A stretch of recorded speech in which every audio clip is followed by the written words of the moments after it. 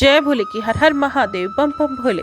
आज मैं आपको सुख सागर 7वें स्कंद का 11वां अध्याय सुना रही हूँ। वर्णन धर्म नर नारी का धर्म विवेचन सारो सत्य सत्य वर्णन कियो सुख मुनि ने देहि गर्ग। सुनिए, श्री सुखदेव जी बोले, तब राजा युधिष्ठिर प्रहलाद का और भगवान नरसिंह जी का एवं मैं दानव का आख्यान सुनकर हर्षयुक्त हुए और फिर श्री नारद जी से पूछने लगे। युधिष्ठिर बोले, हे नारद जी, मनुष्यों का तथा चारों वर्णों का आचार युक्त धर्म मैं सुनना चाहता हूँ, जिसके आचरण से मनुष्य ज्ञान तथा भक्ति को प्राप्त होते हैं। तुम तो ब्रह्म पुत्रों के मध्य में मान्य हो। नारायण की भक्ति में तल्लीन हुए ब्राह्मण साधुओं का गुप्त धर्म मुझे कह सुनाओ। नारद जी बोले, हे धर्मराज, मैंने भगवान को नमस्कार करके जो कुछ भी धर्म रहस्य श्रीमन नारायण के मुख से सुना है, सो बात तुम्हें सुनाता हूँ, सुनिए। हे भगवान नारायण समस्त मनुष्य के कल्याण के निमित्त धर्म के वीर्य एवं दक्षिणी के गर्भ में अपने अंश से उत्पन्न होकर बद्रिकाश्रम में अब तपस्या कर रहे हैं। समस्त धर्मों के मूल रूप श्री हरि भगवान ही हैं, जिनके नामोच्चारण से आत्मा निर्मल हो जाती है। अब साधारण धर्मों को कहता हूँ, सुनिए।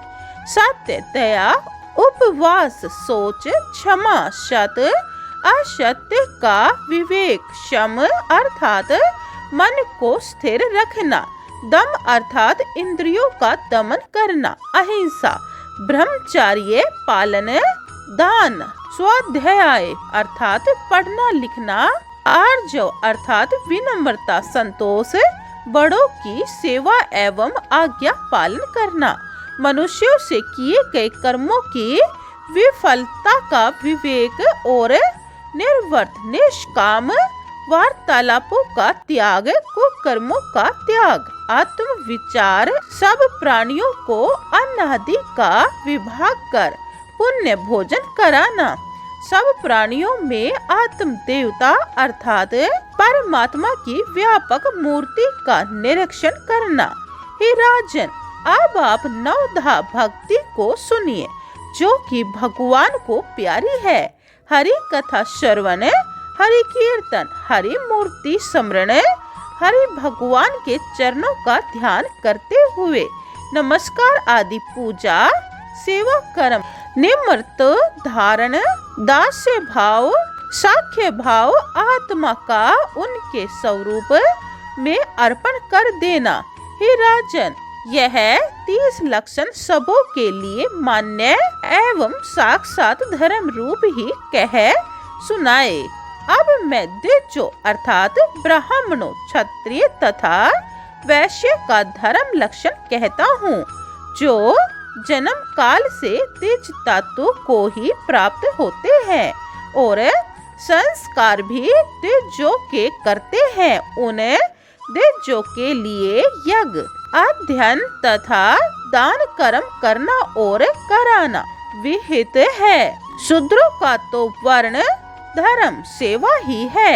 हे राजन, जो मैंने ब्राह्मणों के 6 कर्म बताए हैं, उनसे यदि आपत्ति काल में जीविका न चले तो वह कृषि आदि कर्मों से अपनी जीविका चला सकता है।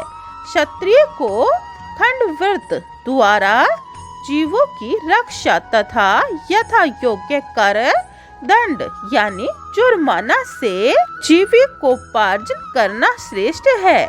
वैश्यों को कृषि, दुकानदारी, व्यापार आदि वृत्ति श्रेष्ठ है, परंतु आपातकाल में वैश्य तथा क्षत्रिय भी दान लेने को छोड़कर परस्पर द्विज जाति की शेष वर्तियों का पालन कर सकते हैं। शूद्रों को त्रिवेणियों की प्रेम से सेवा करनी ही उत्तम बताया है। हे राजन, सम, दम, तप, पवित्रता, संतोष, शीलता, क्षमा, दया, ज्ञान, हरि भक्ति तथा सत्य भाषण ये ब्राह्मण वर्ण के लक्षण तथा धर्म है। वीरता, धीरज, तेज, दान, आत्मा को जितना अर्थात मन को वश में रखना, क्षमा, ब्राह्मणों की सेवा भक्ति, हर्ष, प्रजा की रक्षा और सत्य भाषण ये क्षत्रिय वर्ण के लक्षण अथवा धर्म है। देवता, गुरु, ब्राह्मण और विष्णु भगवान में निरंतर भक्ति भाव, धर्म और उसके द्वारा धन का उपार्जन करना, तीनों वर्णों को अनादि देते हुए आत्मा तृप्त करना और काम का पालन, नास्तिक भाव और निरंतर उद्योग व्यवसाय में संलग्न रहना, ये वैश्य वर्ण के लक्षण अथवा धर्म है। सोच, स्वामी सेवा, केवल नमस्कार बिना मंत्र से यज्ञादिक शौर कर्म का त्याग और सत्य भाषण ये ही शूद्र वर्ण के लक्षण अथवा धर्म है। क्षेत्र के स्वामी के कुछ बचे हुए अर्थात खलियान में बिखरे हुए इधर उधर अन्न के दोनों को ही इकट्ठे बटोर कर अपनी जीविका बिना धान्य याचना किए ही चलाना, यही ब्राह्मणों की उत्तमोत्तम वृत्ति है।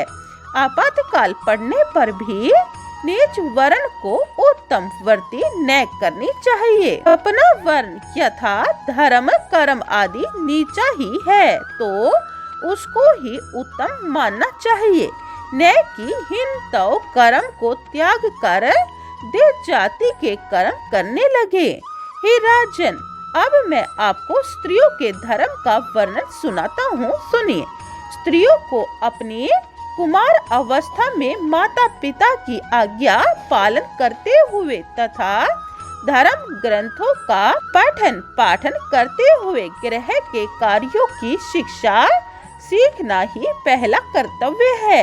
विवाह के अनंतर अपने पति की सेवा तथा उसकी आज्ञा पालन करना ही स्त्रियों का परम कर्तव्य होता है। अपने पति के भाइयों जैसे देवर, जेठ आदि तथा ससुर यानी पति के पिता आदि के अनुकूल बर्ताव तथा सर्वदा पति के नियमों का पालन करना ही पतिव्रता स्त्रियों का लक्षण अथवा धर्म है। फूलवंती साध्वी स्त्रियों को चाहिए कि वे अपने घर को झाड़ बुहार कर तथा लीप पोत कर निरंतर सुंदर रखे।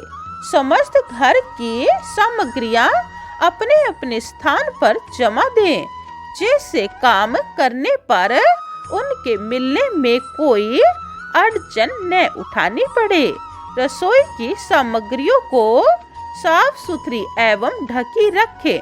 पति की इच्छाओं की पूर्ति समय के अनुसार करती रहे। विनम्रता, इंद्रिय संयम, सत्यता एवं मधुर वाणी से प्रेम सहित पति देव को प्रसन्न करती रहे। जो कुछ भी मिले उसी में तृप्त रहे। अन्य वस्तुओं को देखकर ललायित न होवें। सभी विषयों में चतुरता एवं धार्मिकता धारण करें। किसी से भी ऐसा भाषण न करें कि अप्रिय प्रतीत हो। निरंतर अपने कार्य कर्तव्य में चौकस बनी रहे। यदि पति अंधा, बहरा, लंगड़ा, लूला भी हो तो भी ऐसे पति का अपमान न करे। पति को विष्णु रूप समझकर सती स्त्री सेवा धर्म परायण बनी रहे। हे राजन, ऐसी पतिव्रता स्त्री साध्वी स्त्रियां कोटि पापों को भस्म करते हुए पति लोक को जाती हैं और वहां अनंत सुखों का उपभोग करती हैं। हे युधिष्ठिर, नाई, चमार, धोबी, गडरिया आदि जातियों की वृत्तियां कुल परंपरा के अनुसार ही है। उन्हें वही कर्म करना उचित है जो कि उनके पूर्वजों ने किया था। ऋषि मुनियों ने जो युग युग के अनुसार मानव धर्म बताए हैं उनका पालन करना परम कल्याणकारी है। मनुष्य अपने स्वाभाविक कर्मों को करता हुआ एवं स्वधर्म का पालन करता हुआ धीरे धीरे स्वयं ही उच्च पदवी को प्राप्त हो सकता है। हे राजन, मनुष्य का वर्ण लक्षण पृथक पृथक मैंने तुम्हें कह सुनाया। यदि वह लक्षण अन्य वर्ण वालों में दिखाई दे तो उनको भी उसी वर्ण का प्राय जान लेना चाहिए। 11वां अध्याय समाप्तम। जय भोले की। 12वां अध्याय यह आप दूसरी वीडियो में सुने। जय भोले की। हर हर महादेव। बम बम भोले। बोलिए ओम नमः भगवते वासुदेवाय। अगर आपको पूरी सुख सागर सुननी है तो यह चैनल सब्सक्राइब कर ले और कमेंट में जय भोले की लिखें। जय भोले।